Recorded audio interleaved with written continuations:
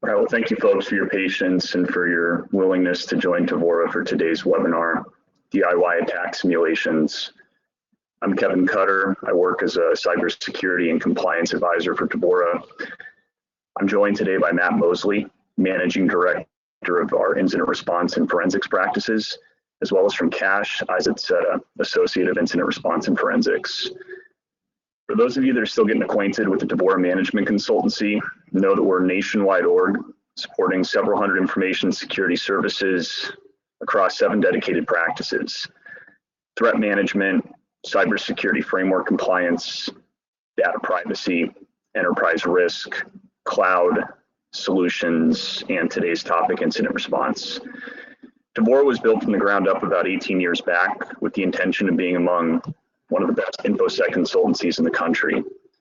We've achieved this in the eyes of our repeat clients by refining each dedicated practice with direct feedback from CISOs, CIOs, VPs, directors of security compliance and their respective teams. Many Tevora principals and managing directors were themselves former CISOs, directors of InfoSec, and veterans of both the private and public sectors. So because of our unique approach to information security, given the diversity, it typically leaves our clients more secure and with something to build on. On the topic of today's webinar, DIY attack simulations, know that we are taking questions throughout, so please feel free to ask away. If we do not have time to get to everything, your respective rep from Tevora will be in touch to address anything that remains top of mind. So with that said, I'm going to turn you guys over to Matt and Cash so we can get started.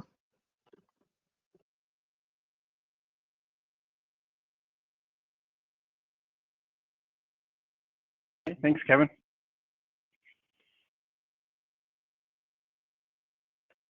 Is my screen sharing?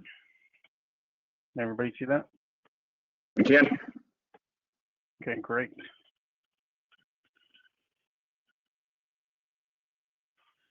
So my name is Matt Mosley. I'm the Director of Incident Response and Digital Forensics for Tevora. I also lead our managed services team for managed detection and response, as well as the VSOC capabilities. I've been with Tevora for almost a decade. I've worked in information security for about 16 years. I've taught various courses on secure coding, security awareness, and offensive security. I used to lead our threat team, which covers our penetration testing and red team capabilities. So I have a pretty good 360-degree view of how attackers get in and how to stop them. I'm joined with my podcast co-host, Cash. Cash, please introduce yourself. Hello, everyone. My name is Cash. I'm here working at Tevora a couple years now. Been in IT and security for almost 5-6 years. Been working here alongside Matt Mosley for both my years at Tevora, and pretty much focus in forensics and things like this nature, attack simulations, and getting companies ready for the worst. So with that said, thank you all for joining, and I'll hand it back to you, Matt. Okay, great, thank you. So here's an overview. Today we'll be going through the various methodologies used in incident response, their evolutions over time, and how we got today where we have the MITRE ATT&CK framework. I always like to give a reason why and show a path to students where the tools come from. You know, back in the day when you were in school and you learned math, you didn't get to use a calculator straight away, and so that's how I always approach topics with people. I like to lay down the groundwork, and then you know, once we have that groundwork laid down, we'll go through and do a walkthrough of how to set up your own attack simulations, and then, as Kevin said, we'll have time for questions. So thanks for joining us. So let's dive in. So some background in incident response, right? We have various methodologies and frameworks for handling incidents. Most organizations and IR teams, and maybe even some of you on the phone, or sorry, on the webinar today, have run through the standard incident response methodology, right? The IR lifecycle, as outlined by NIST's incident handling guidelines. In an ideal situation, an IR team will go through the 6 phases and successfully sort the attack. I'm sure most of you, if not all of you, have gone through incidents and attempted to go through the IR lifecycle.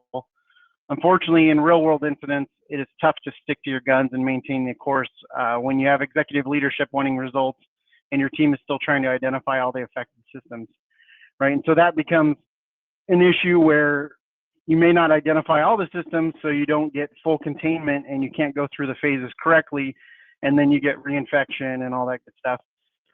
So when time is crucial and you have higher ups expecting answers, the identification and containment phases don't fully mature and teams begin to do what's called a whack-a-mole, right? So we miss different systems, we miss different infections, and eventually the incident gets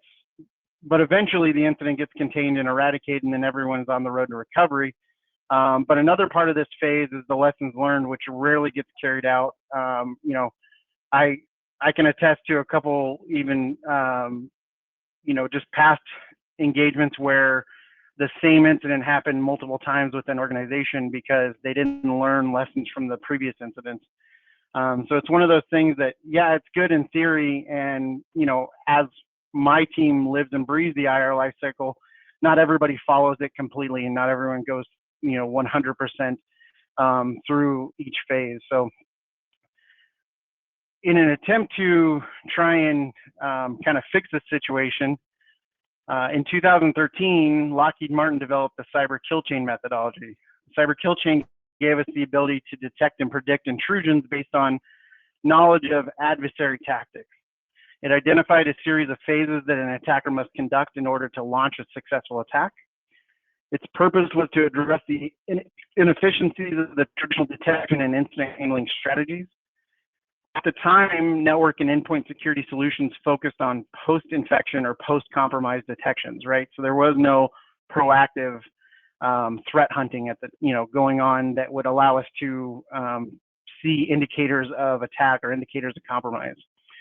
The cyber kill chain did successfully introduce us to threat intelligence, which has been huge, and allowed teams to build new IR strategies and be more proactive, right? So it was one step forward in the evolution, which is great. APT also became the big buzzword, and we now identified a new class of threat, right? Advanced persistent threat. For those that have been around for a while, 2013 APT was the buzzword everywhere. Everything was APT, and then, you know, we found out that really most attacks weren't advanced persistent threats, but if you worked in government, you had you know, foreign adversaries and government entities, APTs. So the cyber kill chain model guides analysis to inform actionable security intelligence. Through this model, defenders can develop mitigations and defenses based on intelligence gathered about adversary tactics, techniques, and procedures. Since its induction, it's been the go-to model for cyber threat intelligence, or CTI. The overall objective of the cyber kill chain was to really identify an attacker's process, and then the end result was really to disrupt the attacker's capability, right? So if you could identify that they were starting reconnaissance and then immediately start blocking that, you would disrupt their ability to move on to the next phase, which was weaponization and delivery of their attack.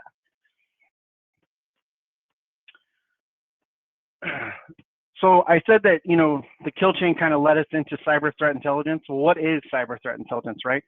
How can we use it? So Gartner defines it as evidence-based knowledge, including context, mechanisms, indicators, implications, and actionable advice about an existing or emerging menace or hazard to assets that can be used to inform decisions regarding the subject's response to that menace or hazard. So what does all that mean? Right, we're basically just trying to gain tactics, techniques, and procedures about our adversaries and trying to determine the best course of action for how to defend against those, right? So understanding the threat landscape from a dynamic and strategic perspective helps us as an organization prepare and react appropriately to those incidents, right?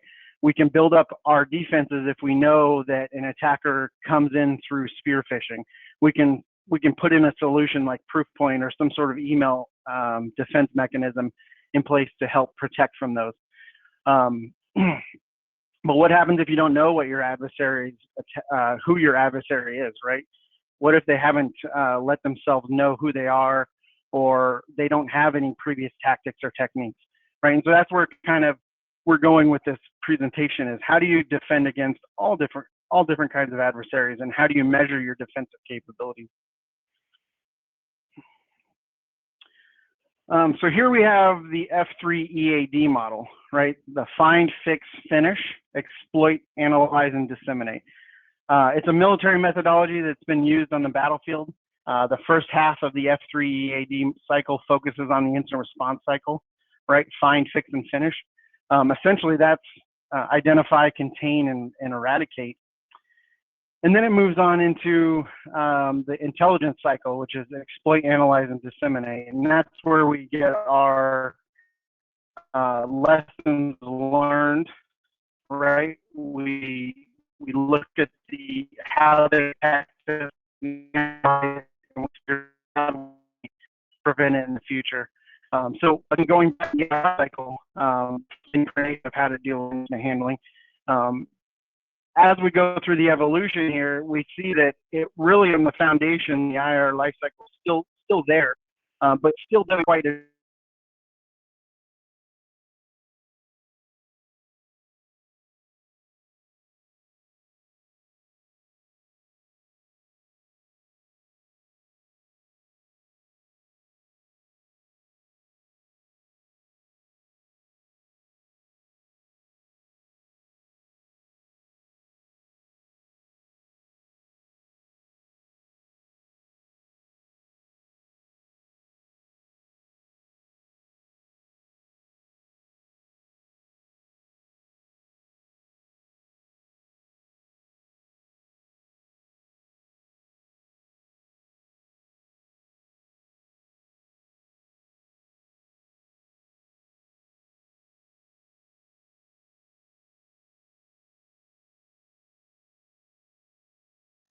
for preparation and threat intelligence. We buy some feeds, we ingest them, and then nobody does anything with it. Nobody acts on it. Nobody reviews those threat feeds on a regular basis. Immature or partial implementation, right?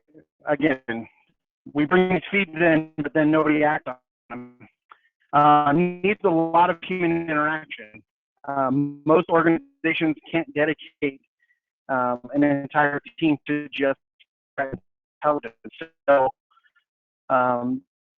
while there's benefits to it, we can't take advantage of it because of budget constraints or just resource constraints. Security is often viewed as overhead, so initially, right? So how do you show value preventing it without an act actually happening? And that's kind of that's like non job.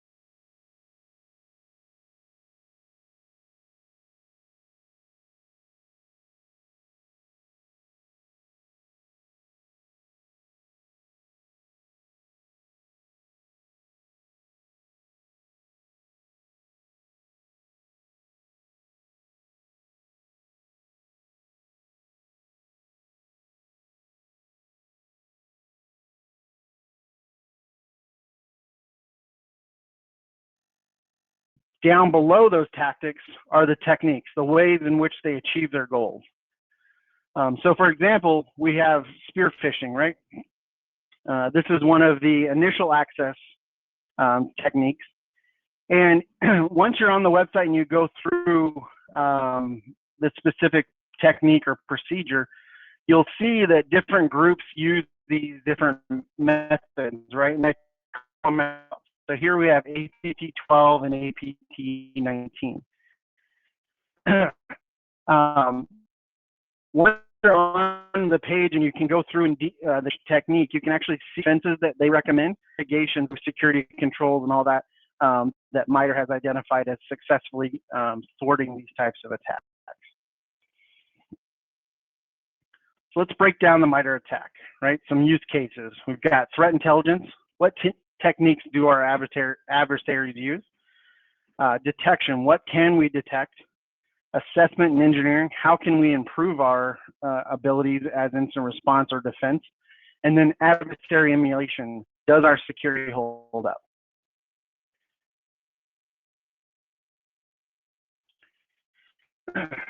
So threat intelligence.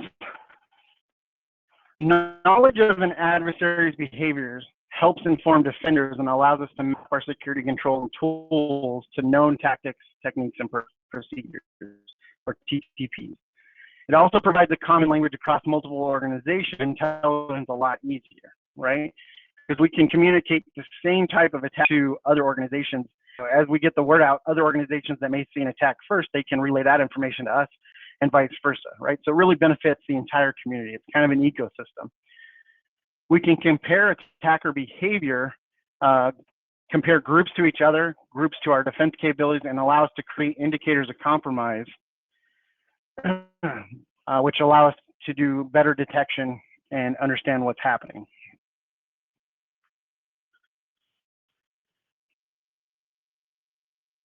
So here's the cyber kill chain and the MITRE attack framework mapped onto the kill chain to provide an overview of how the two work together, right?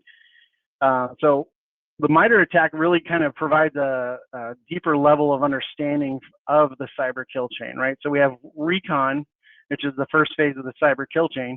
And then in the MITRE attack, we've got active scanning, passive scanning, determine the domain and IP address space, analyze third-party IT footprint, et cetera, right? And then we kind of go through those different things. So this is why I kind of wanted to lay down the groundwork. As you can see, each one of these frameworks kind of builds on one another. And I'm sure in a couple of years, we're going to be talking about the next evolution, which is built on MITRE attack. But that's why you need this background and kind of understanding of how it all works together. So that kind of moves us on to the next use case, which is detection. How effective are my defenses? Is the data I'm collecting useful, right? Every time we go in and do a readiness assessment for a different organization to measure kind of their incident response capability, we always look at their logs to see what data they're collecting. A lot of times, sometimes logs aren't even being collected at all, or they're not as verbose as they hope they were, but they're getting ingested in the SIM, so we check that mark. We check that box, and we move on. But really, when it comes to investigating, and we need to use those logs to identify, you know, how long the attacker's been in the environment or when the attack occurred, we find that those logs don't have the necessary information that we have. So that's why we need to work on collecting useful data. Do we have overlapping tool coverage, right? And so that's where kind of the MITRE attack can help us identify what tools can identify these various techniques. Will a new product help my organization's defenses? And do I have a chance at detecting specific threat actors? Well, there's a cool tool that MITRE actually released, and it's called the Attack Navigator. And you can go to the link there below, mitreattack.github.io/attack navigator. And you can actually go through and identify which techniques a red team executed and which teams or which items did your blue team detect. And you can start flagging these different things to identify weak points and gaps in your security or your visibility. Assessment and engineering, right? So essentially, we want to drive decisions about data you collect and solutions you buy based on visibility. So where are the gaps? What other tools can we use that will help us fill those gaps or identify those blind spots? How can we help build more effective defenses? And what do we need to do to plan out tool and log acquisition strategies based on our coverage? Do we need to put in choke points in our network? Do we need to add extra scrutiny to our mission critical servers so that we can identify various techniques? These are the types of changes we want to start considering that are made in our environment, and at the same time examine our security budget and plan for the best case scenario, right? What's going to give us the most bang for our buck?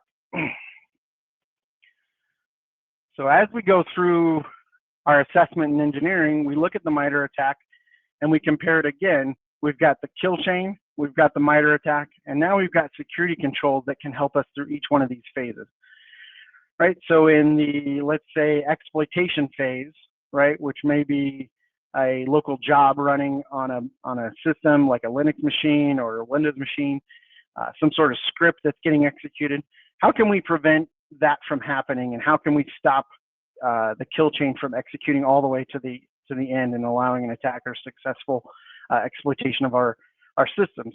Well, if you look all the way down to security controls, we have antivirus, right? Endpoint protection, endpoint detection and response, intrusion detection and protection systems. We've got web application firewalls. These are all different controls that we can implement to prevent exploitation that fall in line with the MITRE attack framework. And again, we go back to the attack navigator and we can run these tests. And I'm going to show you here shortly how to run these tests in your environment and then start grading yourself on these different areas of the MITRE attack framework. But once we run these tests and we start grading ourselves, we can, let's say, give ourselves a score from 0 to 5. We can go through and identify, yeah, we're really good at initial access, but we're not so great at persistence, right? We were only successfully identifying scheduled tasks, but we were really good at, credential access, but we are terrible at discovery. And so then we can start identifying what security controls and which security tools and resources that we want to start throwing at our environment to really build up our defenses. Another great tool that MITRE has is called the MITRE attack evaluations. And I really like this one a lot. So if you ever go to this website, you can actually go down the different techniques on the left there. So like, for example, user execution. Then on the right, you can hit the plus sign and you can add different products to your kind of dream build here. And you can go through and identify which products best fit your environment, right? You can do product comparison, vendor comparisons, technique comparisons, etc. And you can really start to build up a good defense strategy, not only in tools, but policies and procedures, right? Different ways that you can go in and start building up your IR strategies and etc. So here's why we're all here today, right? The adversary emulation. How do we do it-yourself attack simulation, right?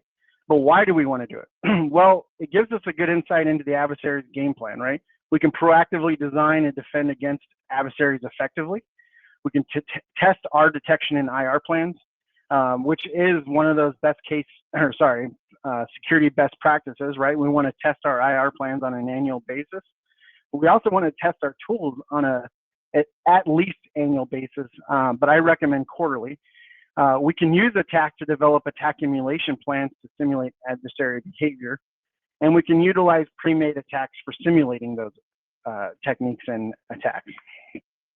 So that brings us to the Atomic Red Team. Now I'm going to talk about Atomic Red Team because I think it's probably one of the better ones out there. There are a few different ones, and I definitely encourage you to prove me wrong and find a better one. But what's great is Red Canary has gone out and created a bunch of scripts that allow us to test the various techniques of the MITRE attack framework, right? It's an open source tool. It's free for everyone.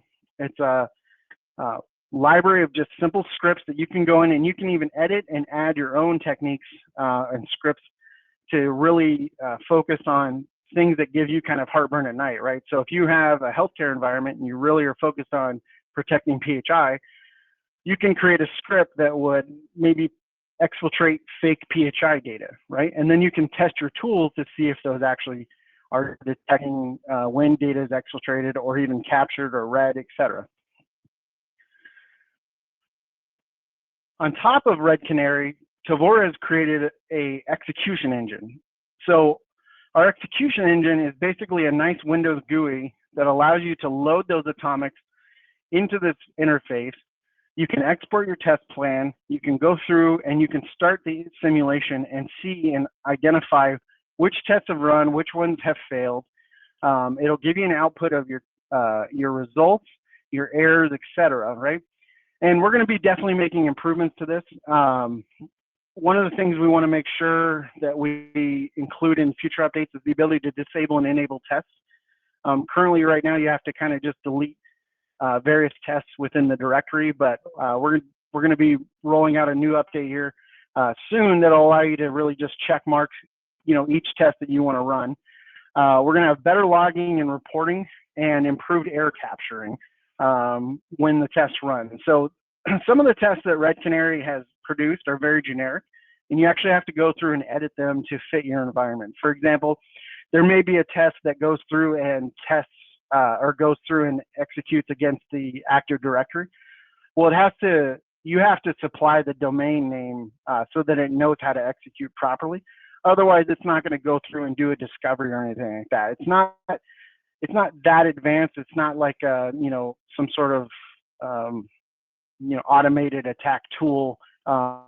Even though it does do some automated scripting, it does require a little bit of care and feeding. So, but in the meantime, we encourage you to build a Windows virtual machine based on your organization's standard build.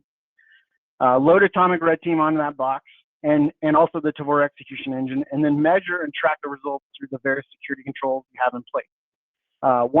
One thing I should make note of is that you should take a snapshot of the virtual machine before running these tests. Some of these can be a little destructive. They're definitely going to modify your registry and all that. But yeah, I'm getting some background noise.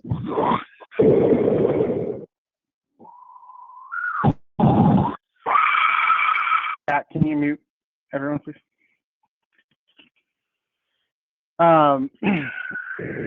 Where was I? So take a snapshot of your virtual machine before and after, and then go through and measure those results. You're going to have to go through and actually look at the Windows directory, look at the temp directory, and identify any artifacts that were left behind by the automated scripts. And so right now, I'd like to kind of show you what that looks like. So can everyone see the virtual machine? Yeah, I can see it. Okay, perfect. So this is the Tevora execution engine, and we've got Red Canary set up here. What you do is you go through and you load the atomics from the atomics directory, and then you go over here and just hit load atomics. You export your test plan, which is going to export to your desktop. And then here you have a CSV file that really outlines exactly the same information here, but you can go ahead and add a couple columns to that test plan, which basically outline, was the test successful and was it detected? Then once you have your atomics loaded, which I'm just going to go ahead and do a test here. We're not going to run through all 382 commands. So here we're just going to run through 3. Now on this virtual machine, I have Carbon Black incident response, Carbon Black response running, so that we can measure how the attack simulation works and was it successful. And so we have our atomics loaded. Now we can go ahead and start the simulation. And you should, yep, see calculator popped up, so that was able to successfully run PowerShell. Okay. And so now, if we go over to our Carbon Black response, I left this open just because it's going to time out while I was giving my webinar here. But in a previous case, we can see that the command was actually run. We can go through and identify, what the command line looked like and how it executed, and then we can go through the process genealogy here and identify the calculator was able to run successfully from PowerShell. This did get flagged as a technique from the MITRE attack framework.